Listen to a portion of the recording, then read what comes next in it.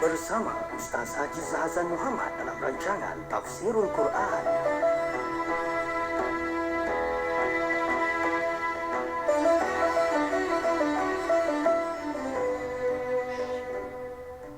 Assalamualaikum warahmatullahi wabarakatuh. Innal hamdalillah nahmaduhu wa nasta'inuhu wa nastaghfiruh wa na'udzu billahi min shururi anfusina wa min sayyiati a'malina. May yahdihillahu fala mudilla lahu wa may yudlil fala hadiya lahu. Ashhadu an la ilaha illallah wahdahu la syarika lahu wa ashhadu anna Muhammadan 'abduhu wa rasuluh. Ya ayyuhalladzina amanu taqullaha haqqa tuqatih ولا تموتن إلا وأنتم مسلمون يا أيها الناس اتقوا ربكم الذي خلقكم من نفس واحدة وخلق منها زوجها وبث منهما رجالا كثيرا ونساء واتقوا الله الذي تساءلون به والأرحام إن الله كان عليكم رقيبا يا أيها الذين آمنوا اتقوا الله وقولوا قولا سديدا يصلح لكم أعمالكم ويغفر لكم ذنوبكم ومن يطع الله ورسوله فقد فاز فوزا عظيما. أما بعد. Saudara penerbit bersama Hadi Syahudin, saya mendengar ini Allah sekalian. Alhamdulillah, bersyukur kita kepada Allah Subhanahu wa taala. Menyambung kembali pada tafsir kita, dan pada kuliah lalu kita telah bincangkan sehingga ayat yang ke-89. Kita ulang semula daripada ayat ke-86 hingga 89 ni tuan-tuan. Allah Subhanahu wa taala, A'udzu billahi minasyaitonir rajim. Faraja'a Musa ila qaumihi ghadbana asifa.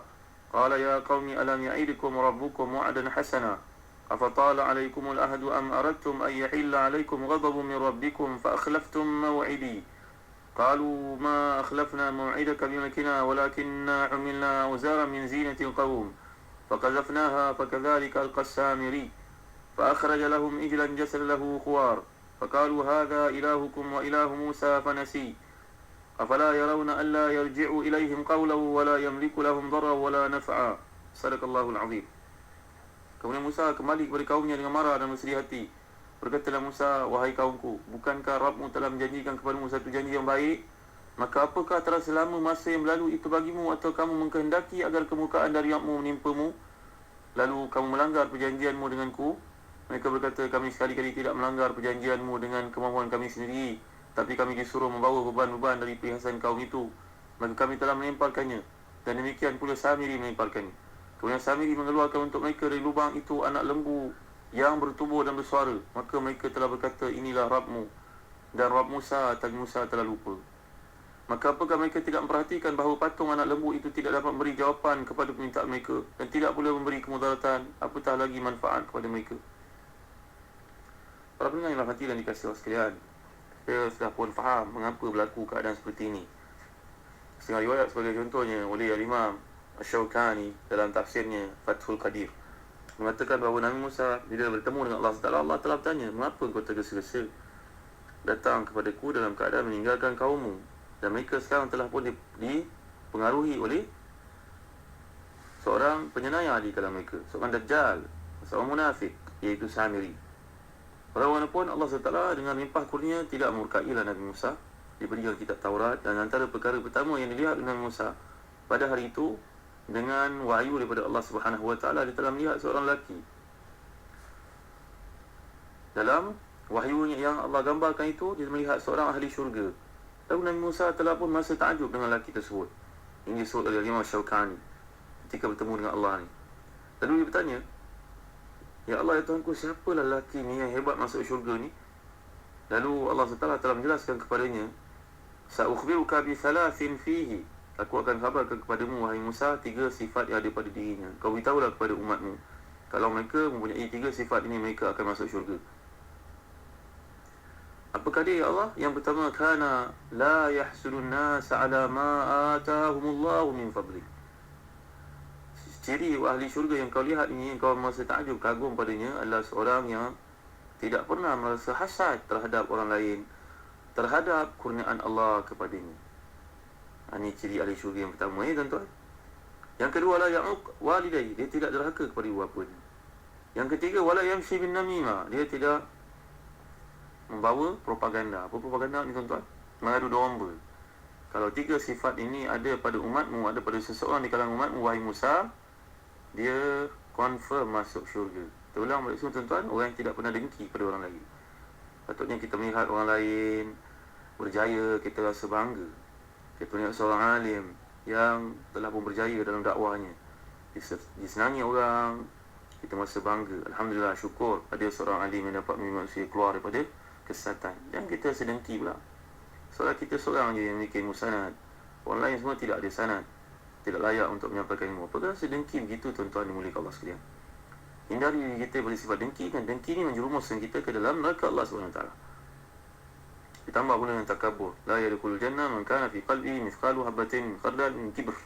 Tak akan masuk syurga orang yang dalam hatinya sebesar zarah perasaan dengki kepada Islam yang lain. Yang kedua, la ya'uq walidai. Dia tidak merasa akan ya'uq, tidak derhaka pada ibu bapa ni. Wala yamshi bin namimah. Yang ketiga, dia tidak membuat propaganda, menyebar fitnah, kan, menyebar luaskan fitnah dalam masyarakat. Innal ladzina yuhibbuna an tashi'a al-fahishatu fil ladzina amanu lahum adzabun alimun fid dunya wal akhirah. Wallahu ya'lamu antum la ta'lamun. Surah An-Nur, kan? Orang yang suka menyebarkan fitnah di kalangan orang Islam, suka melihat fitnah tersebar.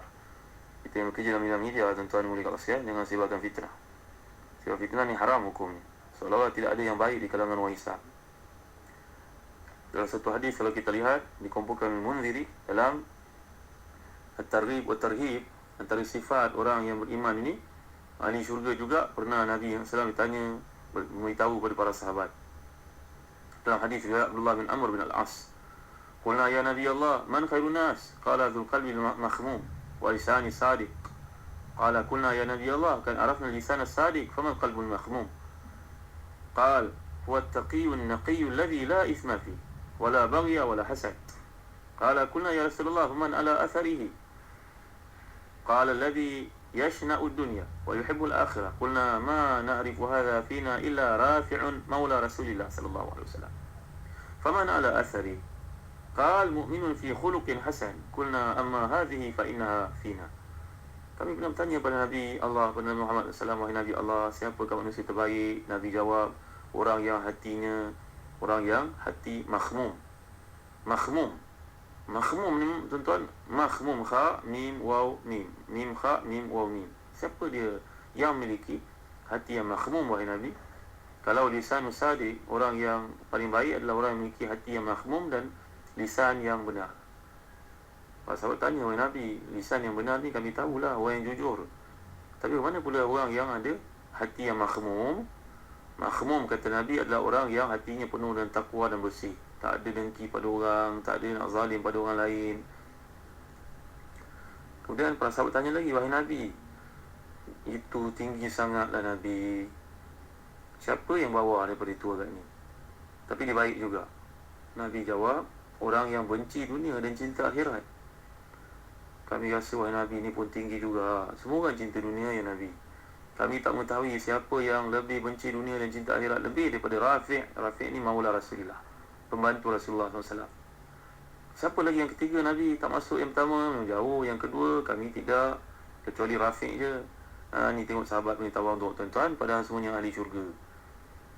Syurga neraka bukan milik kita, kan tuan-tuan? Baik, Rafi' maula Rasulullah ni telah pun dipilih oleh mereka orang yang hatinya benci pada dunia, cinta pada akhirat. Yang ketiga siapa? Yang Nabi agaknya. Nabi jawab, orang yang paling baik juga adalah orang yang akhlaknya sempurna, akhlaknya bagus, akhlaknya dipenuhi dengan mahmudah. Mereka pun jawab, kalau gitu ada can lah kami termasuk di kalangan mereka, kan Nabi? Tuan-tuan, ni boleh kalau saya tengok, kan, orang hati baik, akhlaknya baik, ahli syurga, tuan-tuan. Bukan bergantung pada ilmu. Kalau ilmu itu syarat untuk masuk syurga, tentulah iblis yang pertama masuk syurga, tuan-tuan. Tapi kerana hatinya dengki, maka tak ada peluang untuknya dapat rahmat Allah SWT. Maka janganlah dengki kepada orang lain, tuan-tuan. Inilah yang disebut oleh para ulama tafsir. Contohnya Asy-Syaukani dan Fathul Qadir, apa yang dipelajari oleh Nabi Musa antara wahyu pertama bila dia bertemu dengan Allah SWT di Gunung Tur ini, di Bukit Tur ni. Tur ni bukit lah, tuan-tuan, sebenarnya. Kemudian bila Nabi Musa bertanya kepada mereka, Nabi Musa pun pulang kepada mereka dengan perasaan marah.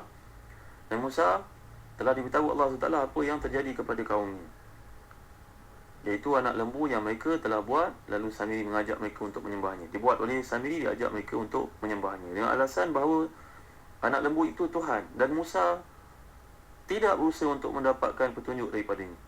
Setelah selesai Nabi Musa munajatnya, Allah Taala pun memberi kepada Nabi Musa kitab Taurat. Nabi Musa kembali kepada kaumnya dengan perasaan marah dan sedih. Ghadban asifah, ghadban marah. Dan asifah maknanya sedih dalam satu pandangan. Pandangan mengatakan hampa. Dia sangat sedih atas kelakuan kaumnya itu, baru sekejap ditinggalkan. Mengingat mereka terhadap janji Allah yang telah menyelamatkan mereka dari dikejar oleh Fir'aun. Memuliakan mereka dengan kerajaan dan kepemimpinan yang mereka akan nikmati selepas itu. Tapi kerana kesalahannya menyembah anak lembu dan perselisihan yang teruk berlaku di antara mereka, maka Nabi Musa telah pun memberi kepada mereka ni amaran, ingatan. Apakah lama sangat? Lama sangat ke aku tinggalkan kamu? 30 hari, 40 hari? Lama sangat ke? Dan tempoh itu kamu telah melakukan syirik kepada Allah SWT. Ini kerja dia tuan-tuan yang dimuliakan Allah sekalian. Buat yang kecil, langgar yang besar. Buat yang kecil apa dia? Kembalikan harta milik Kipti yang berada dalam simpanan mereka. Itu satu perkara lah. Itu yang baik lah. Tapi benda tu kecil. Nak banding dengan mereka ni telah menyembah patung berhala yang dibuat oleh Musa As-Samiri. Memanglah membakar harta yang bukan milik mereka, itu bukan syariat mereka, memang benda penting. Tapi kecil nak banding dengan melakukan benda lebih besar, iaitu syirik pada Allah Taala dengan menjadikan patung berhala lembu sebagai sembahan. Adakah logik akal kamu? Patung yang tak boleh nak menyelamatkan kamu, memberi manfaat mudarat, Allah yang telah menyelamatkan kamu, melepaskan kamu dikejar oleh Fir'aun dalam lautan itu. Kamu tak sembah, patung ni pula yang kamu sembah. Di sini tuan-tuan dimuliakan sekalian, disebut di para ulama tafsir. Contohnya Imam Ibn Katsir dalam tafsirnya. Ini dah sahih tafsir Ibn Katsir tuan-tuan. Satu kitab tafsir yang menarik, yang penting untuk kita memahami kalamullah. Buatlah investment akhirat, kerana padanya ada banyak nur. Pelajarilah tafsir Ibn Katsir tuan-tuan. Baca sendiri pun boleh faham insya-Allah. Boleh kita buat kesimpulan di sini? Mereka berhati-hati terhadap perhiasan Kipti yang diambil ataupun dihanyutkan Allah SWT ke tepi pantai. Mereka berhati-hati terhadap perhiasan itu. Benda ni kecil saja, sehingga mereka melemparkannya di tanam dalam lubang. Tapi mereka telah menyembah patung berhala anak lembu. Mereka menghindari satu benda yang kecil tapi buat perkara yang besar. Seperti yang disebut dalam sebuah hadis yang sahih daripada Abdullah bin Umar radhiyallahu anhuma, bahawa dia telah ditanya oleh penduduk Iraq. Penduduk Iraq ni datang bertanya kepadanya, kalau darah nyamuk kena pada pakaian, apakah semayang dengan darah nyamuk yang kena pada pakaian itu menghalang keesahan semayang tersebut? Faham tak tuan-tuan? Kita tepuk nyamuk pada pakaian kita, maka berdarahlah pakaian tersebut. Kecil je kena darah tersebut, lingkungan darah tersebut kecil sikit. Penduduk Iraq datang bertanya orang alim macam Abdullah bin Umar, benda kecil. Mereka tanya tentang darah nyamuk pada pakaian, sah tak semayang dengannya? Ibn Umar berkata, apalah orang Islam ni sibuk dengan benda kecil. Tapi mereka telah pun mengabaikan tanggungjawab yang besar, iaitulah mereka telah membunuh cucu Rasulullah SAW, Sayyidina Husain bin Ali. Dibunuh di Karbala ini, dia adalah perkara yang pada mereka tak ada apa-apa.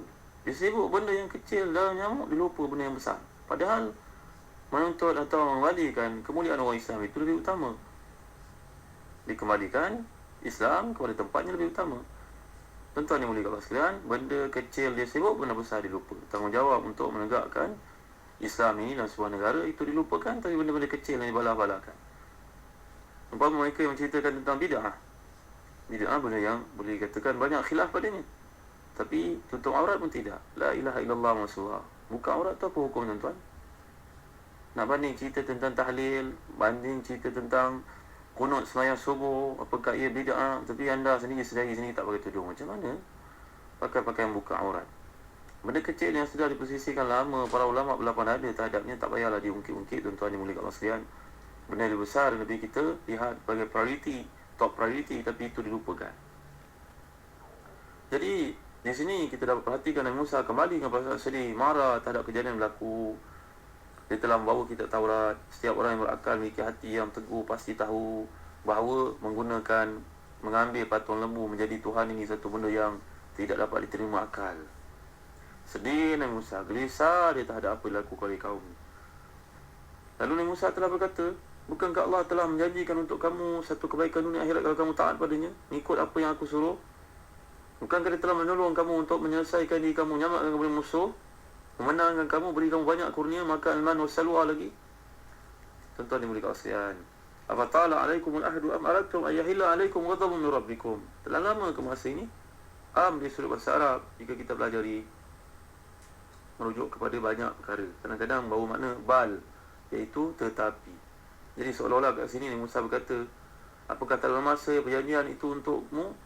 Tetapi dengan perbuatan kalian ini, kalian mengkehendaki kemurkaan Allah turun menimpa kalian, menimpa kamu semua, kerana kamu melanggar perjanjian denganku. Lalu Bani Israil berkata, terkejut mereka, takut mereka, sedar mereka bila kala lain itu. Mereka menjawab, kami tidak melanggar perjanjian denganmu, wahai Nabi Allah. Semuanya semua berlaku di luar kemampuan kami. Kami telah pun terpedaya oleh Musa Samiri ini. Kami telah pun masa berat terhadap perhiasan yang dibawa oleh kami bersama-sama. Iaitu dipanggil sini Auzaran min zinatil qaum. Auzar ni merujuk pada bahasa Arab, merujuk wizir. Wizir ni maknanya bebanan. Kenapa bebanan? Kerana perhiasan ni bukan milik mereka. Kalau kita lah ada kereta mewah, tuan-tuan, tapi bukan kereta kita, kereta pinjam. Bebanan. Waktu malam kita tak boleh tidur malam, fikir bagaimana kereta ni. Dia menyusah kita, bukan dia satu kebanggaan. Kita ada duit yang banyak, bukan duit kita, duit orang, kita pegang. Bebanan. Waktu malam nanti kita tak dapat tidur. Nanti aku ditangkap orang, disembelih orang untuk mengambil wang ni, bukan milik aku. Jadi satu bebanan ni, tuan-tuan. Jadi itulah yang berlaku kepada Bani Israel yang membawa barang-barang Kipti. Mereka telah pun merasakan perhiasan itu satu bebanan untuk mereka, sehingga datang solusinya, iaitulah melemparkan perhiasan tersebut sebelum ia dibakar dengan doa oleh Nabi Harun. Tapi di situ Musa Al-Samiri telah mengambil kesempatan untuk berdoa, lalu genggaman tanah, pasir, laut yang dibawanya itu tukar menjadi patung lembu yang mengeluarkan suara. Ia merupakan istidraj daripada Allah SWT sebagai ujian untuk mereka. Akhirnya mereka telah disesatkan sehingga Nabi Musa datang untuk membetulkan kembali. Dan apakah hukuman terhadap mereka yang syirik kepada Allah ini? Hukuman untuk mereka ternyata tidak sama untuk kita, tuan-tuan. Adanya taubat untuk kita, tapi tidak ada taubat untuk mereka yang berdosa besar dalam peristiwa ini. Nanti kita lihat apakah ketetapan Allah untuk yang derhaka ini. Sampai puluh ribu orang kena melakukan satu upacara membunuh diri sendiri. Kita akan lihat kali dengan kuliah akan datang. Itu merupakan perintah Allah SWT terhadap yang ingkar dalam sepeninggalan Nabi Musa dalam masa 40 hari itu. Memang patut ujian tersebut dikenakan kepada mereka. Dan kita akan pelajari juga sifat-sifat Yahudi dan propaganda mereka untuk merosakkan dunia ini dalam kuliah akan datang. Allahu a'lam. Wa sallallahu ala sayyidina Muhammad wa ala alihi wa sahbihi wa baraka wasallam. Walhamdulillahi rabbil alamin. Wa barakallahu fikum. Wassalamu alaikum warahmatullahi wabarakatuh.